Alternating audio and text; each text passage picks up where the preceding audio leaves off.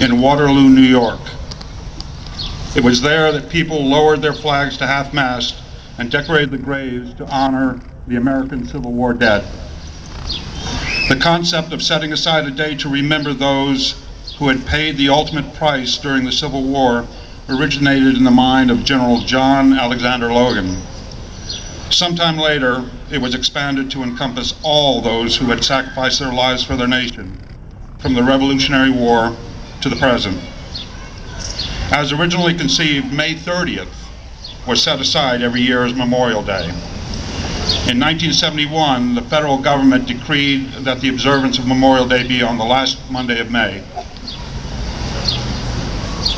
Growing up in Tenafly, I think back to how many times I casually passed by this park and memorial, or was paused at the traffic light in front of Mount Carmel without taking the time to reflect with reverence and awe on what it represents.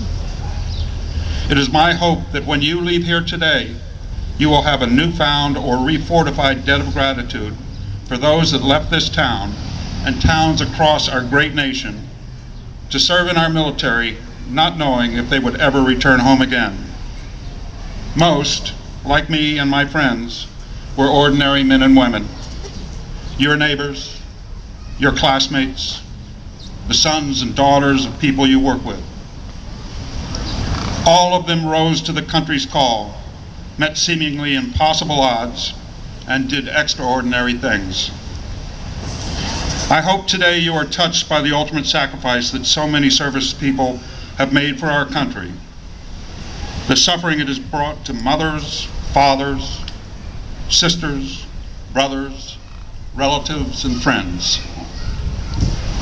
President John F. Kennedy said, "A nation reveals itself not only by the men it produces, but also by the men it honors, the men it remembers." I'm sure had he been speaking in the 21st century, he would have flashed his toothy, charming smile and been more politically correct by saying men and women. Allow me to bring this point real close to home. I spoke earlier about average kids. Since 1776, it has been the average kids who went to war and have made our country proud. We're all too aware that too many have returned in flag-draped coffins. One such man was a local kid named John Kapeluk. He was a fellow senior at Tenafly High School in 1964. John was a promising athlete. We were teammates in football, wrestling, and outdoor track, and he varsity lettered in each of them.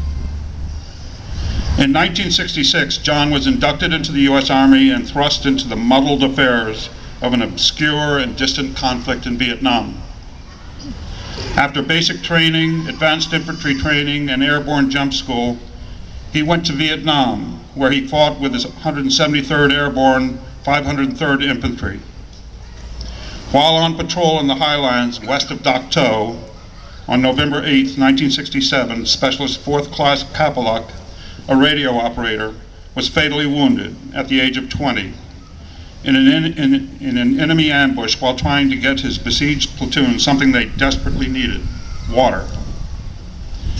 He received the Bronze Star posthumously for exceptional bravery. The Army named him a hero. In a letter written by a friend in John's platoon, quote, "Everyone thought the world of John. He had no aspirations to be a hero, only to be a good soldier." John was average, but in war, he was extraordinary. Back in the 60s, I remember that John and I, who shared the same birthday, September 15, 1946, kidded each other each year around our birthday that we were getting to be old men. Little did we suspect that in a few short years, we would both be engaged in mortal combat with an enemy 15,000 miles around the globe. At the ripe old age of 20, not even old enough back then to vote, he gave his life for his country. John, at his death, never received the respect of his country like his fallen brothers and sisters in all other of our country's engagements. Our country was fractured. It was not a time of victory gardens, war bond campaigns, national involvement and participation in rationing, or rallying around the flag as in World War II. We soldiers went where our country sent us because we loved our country. Many were draftees, as I was, but so many more volunteered. Very proud to serve, just as our fathers had served in World War II and our older brothers in Korea. That was a period of unrest in our land, a country which was not bursting with national pride over our uniformed fighting youth. The Vietnam War was vilified by millions of Americans.